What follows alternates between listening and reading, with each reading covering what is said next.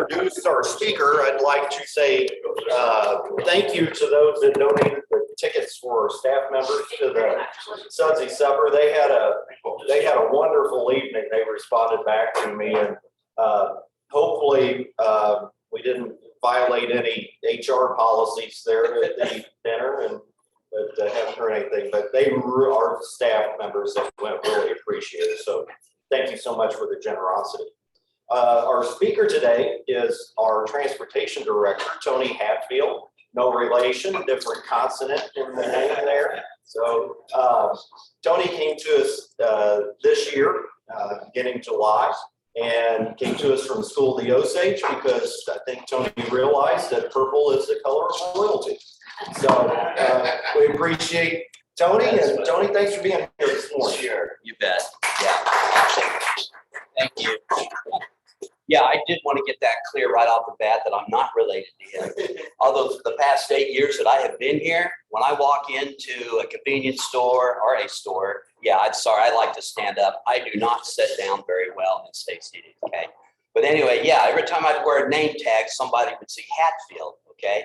Well, assuming that it was the superintendent of Camdenton schools, I would not have his job for anything. But then a lot of people say I wouldn't have mine either. You know what I mean?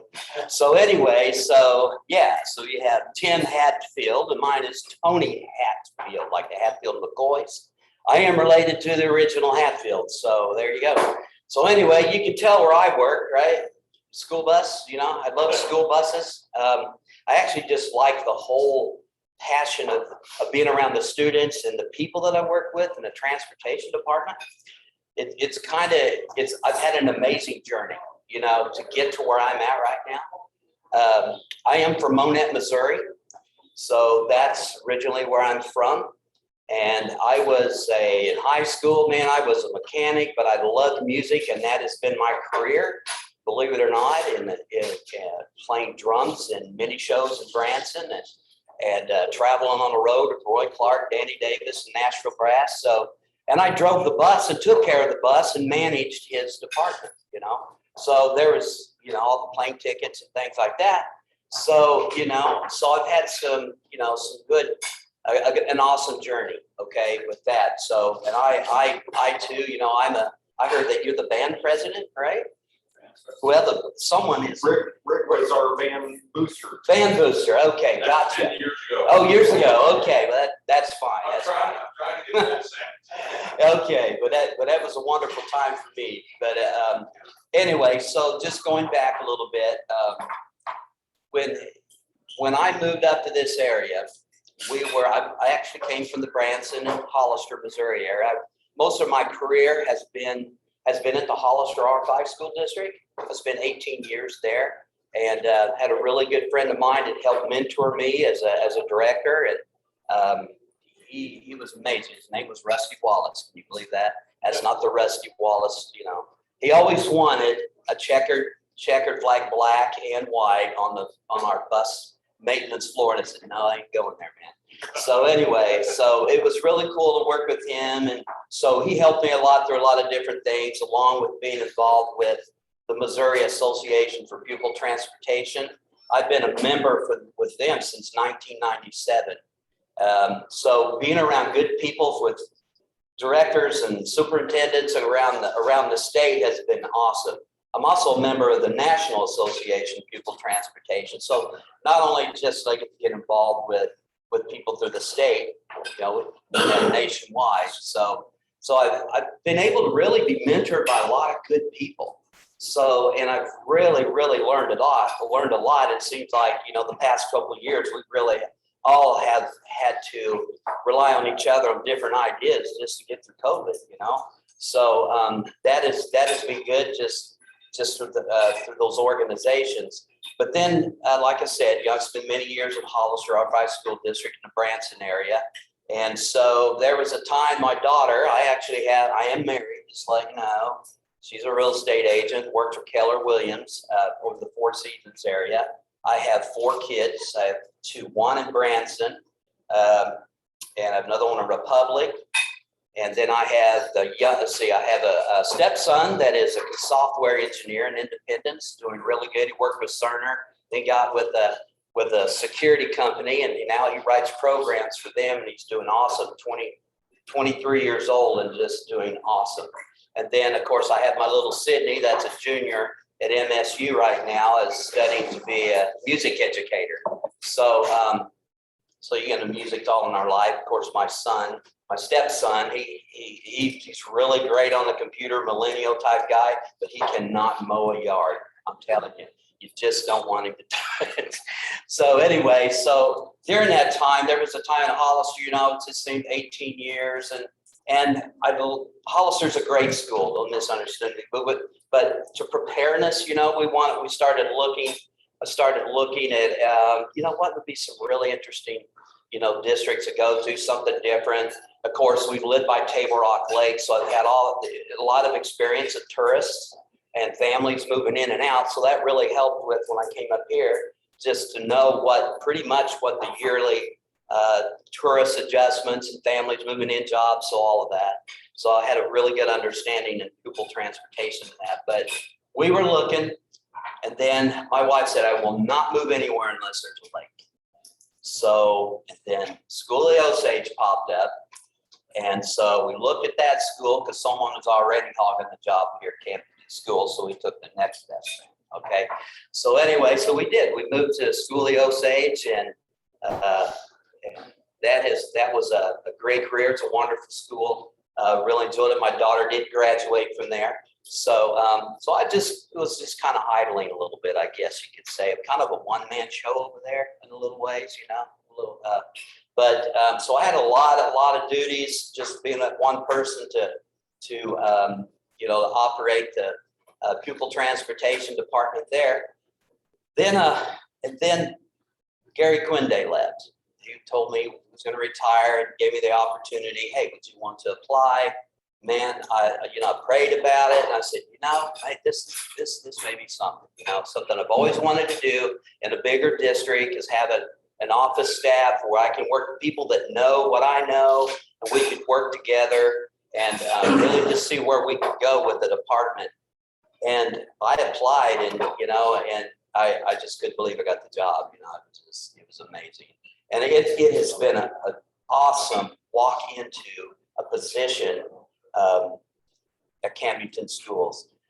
They have been so open. My staff that I work with, the drivers, man, I still have close to almost 85 of them to learn, you know, but the ones I'm with have just been amazing.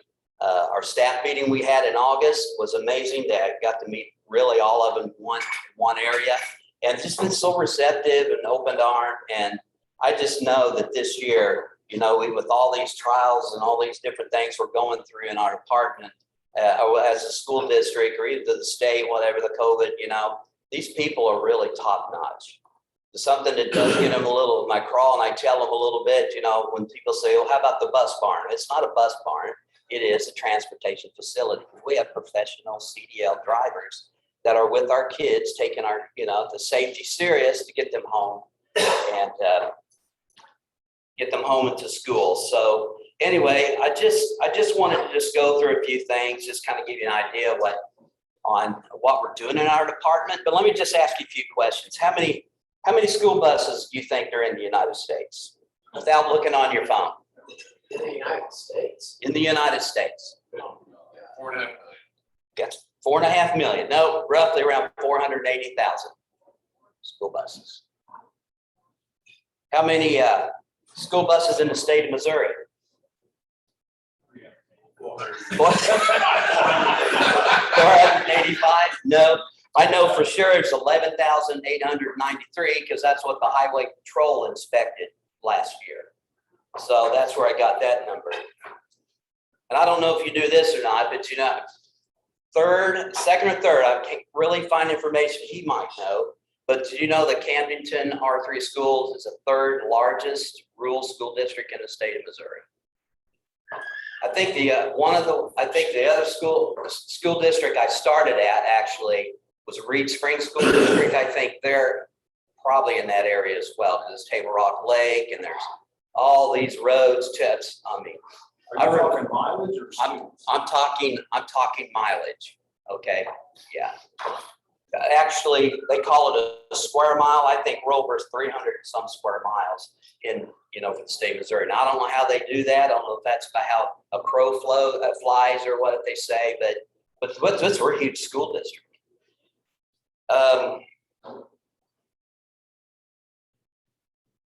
We drove 604,543 miles last year. School district miles, transporting students. Half the year was online. On what? Online. Online? That's true. We still ran buses, So we have 78 buses, 59 routes, 7 shuttle buses. Maybe you've seen them all day long. We're transporting students back and forth from the high school to our Horizon schools. We're just all over the place. Man, that is an awesome operation, the way those drivers take care of business with our students. And so we have sub buses. So we're transporting, I think last year's numbers, the ASBR, which is a efficiency report it's one of the reports that DESE requires us to do, but in quarterly, if we have to do it, it's semester, it's around 2,873 students. What number did I see that we're transporting 6 daily? That's an average. Something else you might not know. The Camdenton School District has a straight run for 23 years, 90% better with the Highway Patrol in their annual inspections. Also recognized for the Department of Education, secondary education with the same award. We're looking forward to the 24th year this year. So that is a biggie for me. I have always been in bus maintenance, and I myself a mechanic technician. So that has been a really good, profession to have, to walk into a director, because I can tell something's wrong with the bus. I mean, I can walk up and I can tell you something. I'm a state inspector too, so I'm a third-party state inspector. All our buses are inspected 60 days prior to the first day of school. That's what we're required to do. So all those buses, we do all our inspections in-house. We can't do his vehicle, I can't do your vehicle. We can only do in-house inspections on our buses. So I'm telling you it's getting harder every year, because the Highway Patrol are finding little things, something happens and nationwide, and so they continue to look at all these little different things that they feel it's a safety issue. So it just adds more to the plate to our mechanics. There's over 367 things that the Highway Patrol look at when they pull a bus in. So they have 7 people that come in. Well, actually, I take it back. They have 4 to 5 people per bus, and we do at least 3 or 4 buses at a time. So it's a full day event.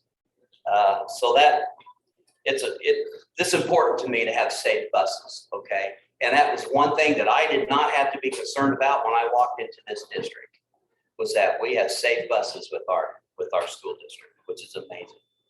So, any questions so far? Okay, very good. Yes. You mentioned your interview when you were hired, and I think you must have a really good history if you overcame the negative aspects of your name. What's the question there? That's great. That's great. How did you overcome the negative aspects? Oh, that's funny. Well, yeah. So anyway, it's been really amazing. Like I said, I've been a member with the Missouri Association for Pupil Transportation. I don't know if you've heard of that event or that association. That association has probably been one of the largest learning tools that I've been able to engage in with other directors and superintendents and teachers. I mean, when you have school transportation, it takes a whole family, just like a school district. Everyone's got the main standards. I talked about this with my bus drivers. My bus drivers, I told them on the 10th of August, don't come to me if you want to change things to make it better for you. It's going to be best for the kids. We have standards. That's what we're going to follow. And it's the same way with all pupil transportation facilities in the state of Missouri or across the nation. We all have our standards, so we have abide by. But anyway, the Missouri Association of Pupil Transportation has been with that association since 1996 when I was at Reed Springs School District. Yes, sir? I'm just thinking about the logistics of all the comings and goings. So when something needs to change, you know, a route's added or someone to a different spot, how do you do all of the schedule coordinations? You know, is that a program? Do you have everybody sits together in a war room? You got it all Well, broken down? that's a good point because that's a great question because that is something that here at the school right now, I guess you could say it's kind of old school because right now what we do is sometimes right now we're gathering up the numbers on our let's talk about a route that we think that might be a little tighter than we like it to be. We'd never run off the property with an overloaded bus. That we always have a bus ready to go just in case we have a numbers. Each one of our buses are 71 passenger buses. So if we had 74 kids that were on a bus, we'd have to take at least, 5 or 6 off just so we would be compliant. Okay. So right now, how we have to do things is that we pretty much have to just get the paperwork out, talk to the driver. We sit down and with the team that I have that have been there for 4 or 5 years, have been able to sit down and just collaborate with those things and see the next step. Do we need to adjust, bring a route in, the number's low here? Do we have a number here, that's too high and we can balance all that out? So that's what we do right now. We do not have a transportation software yet. So anyway, that is one of the things in the future that I'm looking at, okay? Because those type of softwares help you design routes. They look at efficiency. They help you gather those numbers up. There's all kinds of, you can run maps for the drivers. It gives you times. It gives you so many things that you don't need 5 different share files to do. It's all right here. So that's a big part of my job is watching those numbers and making sure we're balanced because I've already had one call that a first grader went home and told his mom that he was sitting on the floor because there were 7 people sitting in the seats. There's no way, you can only get 3 kids in the seats, so I called the parent back, and we talked a little bit. So I got the video. We do have videos, footage on our bus. Someone looked at, talked to the driver and found out, that was not true. So luckily I knew the mom because she was an Osage mom and I knew her kids and things like that. So it worked out that connection. So, but anyway, it's just things like that, just the managing part and just looking at those numbers and, just trying to balance a balancing game. Every day it changes. Yes, sir. What do you do with the Jolie Barber students that want to come to Camdenton? Jolie Barber. It was a school district in Lebanon, it's Jolie Barber. I understand is that they can go to any of the 4 counties surrounding or 3 counties surrounding there because they're not Jolie Barber, doesn't have high school. So I do know of a couple of students that go here, but I think their parents either work or teach here. You know about that? Yeah, Rick's right on. They're able, since they're a K-8 district, K-8, and okay. don't have a high school that they could send here because we're a contiguous county with them. And we have had some students that have come our way. Typically, a parent will bring them a lot of times, but if not, they would come meet us on a route, what might be closest to that, to where their buses would be, and we'd meet up there. Probably like elders, like E Road, is that part of the stuff? Yeah. But you guys don't have air pickup at their house. No. I wonder how that meant. Okay, yeah, now if it said K-8, I would have, yeah. So when I was at district years ago, Hollister, Missouri, I don't know if you ever heard of Kirbyville, Missouri. Well, they're K through 8. And so every day we had to drive a bus over to Kirbyville and then bring them over to the next high school to be Hollister. Exactly. Then they had Branson School District students that were over there as well. Or they had a choice, go to Hollister or Branson. So then we'd have to run a bus to Branson.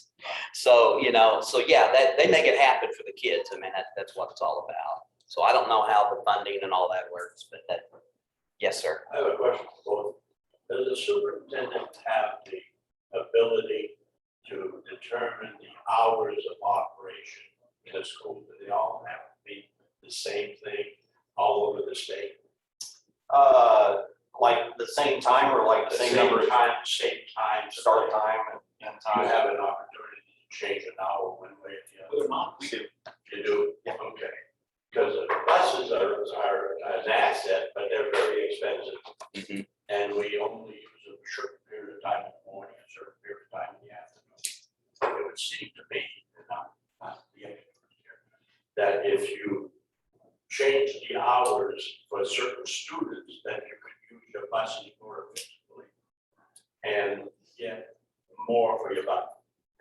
Am I wrong? No, there are a lot of districts, and Tony probably, I mean, can speak to this better than I can, but there are some districts that will like double and triple tier their routes, so like, you know, maybe your elementary kids would go home first, Right. and then you take those same buses, bring them back, get the secondary kids, take them home. That leads to some challenges too with how you do that, because you might have little guys at home before big brother and sister, and I know there's a district right now that's kind of going through that. Is that what Springfield, there is the parents that are going nuts about that? I got a 3-tier. Yeah, they're, Parents aren't happy about it. yeah, and that's tough, and you're spot on. I mean, the tier times, it seemed like it would be the best, but remember when I told you we're like the third largest Yeah. rural school district in the state of Missouri? That's the problem here. I don't think we could do it. We looked at another district, but you're right, I'm not saying, I'm just looking at, you know, the time and I'm thinking double, you know, we have a better opportunity to double route in town, which we do. It's because we could drop off 40 kids one place, come back and get another load of kids and take them and start another route. So we do things like that, but as all the way to the end of Montreal or, you know, Greenville and places like that, it would be hard. It would be very difficult just because of the length of our district. So, great question though. Great question. Great question. So when Tony first came in, we chatted a little bit, because I know that over the years, it's always difficult to find bus drivers. So I asked him what was the best way for him to try to find some of these new people. You want me to do? No. Well, I did bring applications for every one of you, you know, so. He did mention the signs are the best way for him to really get people in the area interested in driving bus. So if anybody in our club knows of a location for a sign. Right, because it's, you know, what I'd love to do is have a school bus with a sign on the side of it, you know, but you know, it creates blind spots and it's just not like you can just set a bus somewhere and, you know, you just want to be very cautious of that. Then leaving a bus out there unmanned bothers me a little, but the signage has been probably our best way of communicating. We've done a few social media things like with Indeed. And we have it on our website at the school district. And we are getting applications, but just not enough. I mean, we're 5 short right now. Our shuttle drivers that drive all day long drive AM and PM routes, so they're driving close to, you know, 45, almost 50 hours a week. Our mechanics are even driving, you know. I've driven a couple trips already. I do have a license. I love to drive the bus. I love being around kids. Actually, I miss it, you know. But sure enough, if I'm on a bus, you know, something will happen and I'm not available. So, but anyway, so I love driving a school bus. Yes, sir. They're all automatics now. correct? They are all automatics, you know. That is something that I would put on the sign, because I know 2 or 3 women that would be great drivers. I know we have several that lots more than I probably know about, that make really good drivers. They seem to be a little more compatible with the kids. Yeah, right. But anyway, you might have to put that on the sign. Okay. All of our buses are automatic, because you might be losing 1 or 2 that are worried about a standard. Just a thought. Sure. Well, I'm hoping they would, you know, call, man, I got a couple cards. I'd love to, you know, so we could talk to them and explain to them. That's a good point too. Yes, sir. Just think about rules and requirements, if there's limits as far as how long a student can't be on a ride like that. You Yeah. can't do any routes where there's riding more than There is not. No, What there is is the not. longest? The longest route that we have is around an hour and 10 minutes.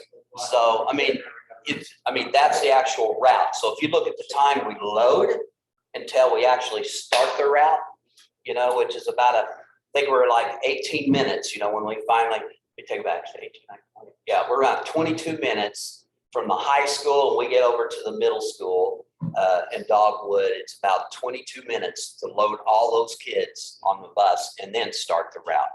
So we're looking in, our shortest route is around 23 minutes and that's in town, but he has the most kids. He has 63 kids on his bus, daycares. So my goal is always try to stay around an hour. We get over an hour, then, hour and 10 is just on the limit, but hey, again, look at the distance, When yeah. you say a route, do you mean like round trip, school, back to school? I was thinking just from the student, like from school to the home, like how long does it take? Yeah, it depends on the length, you know what I mean? But yeah, so, yeah, again, sometimes you have, I don't know, we got one goes all the way to Cuptree, but that route actually starts over on the Lori side, but still there's kids that got to get over there and then, so that's why I'm saying an hour and 10 minutes. I think that's the longest one we've had. So the numbers aren't huge, but the route is long, So, and those type of routes are easy to deal with when there's less kids on the bus and they're a little longer. I would take a route like that over a bus that's 20 minutes long and it's got 60 kids on it because there's just not a whole lot of time to deal with kids. It's not everywhere you can just pull a bus over a 40-foot, vehicle and deal with things, but we do it. But anyway, yeah, it's a good question too, because that's brought up a lot. Why? I've never had anyone here yet ask me, hey, why does my kid got to ride a bus for an hour on the bus? And I have to explain what the process is. So, yes, sir. Just out of curiosity, and I know it's different each time you buy one, but what's the average cost for a bus? We paid $94,000 for buses last year. For how many And buses? for how many buses? We bought 6. Okay. Yeah. So 94 for the total? No, it was over 500,000, 500 something. Okay. Yeah, 94 per bus. yeah. So, What's cheaper to boat? cheaper to buy, yeah, I guess so.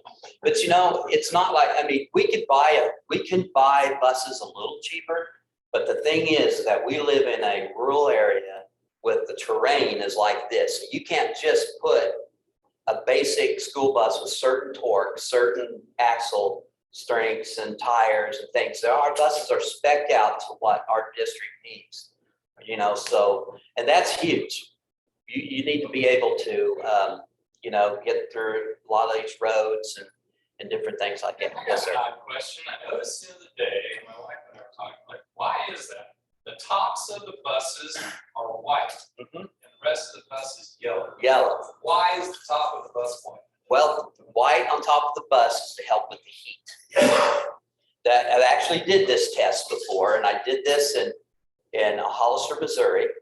I had about a third of my fleet that was just like that, had yellow on top, and then the others were white on top. So we just really did a test. It was on a hot day. I know it was around 90-some degrees. So we did a temperature test in one bus that did not have the white top. Then we had the other bus that had, the white top, and there was about a 12-degree difference. Wow. That's why. So that's really funny you brought that up because I see, and also it's the older buses that didn't have the white, they didn't paint them back in, let's say, 2008, 2009. Well, it made it yellow. Yeah, exactly. But then after that, they started, all of them. I think it's pretty much just a standard now, but then it wasn't. You had an option. You tell them all what the black stripes are for?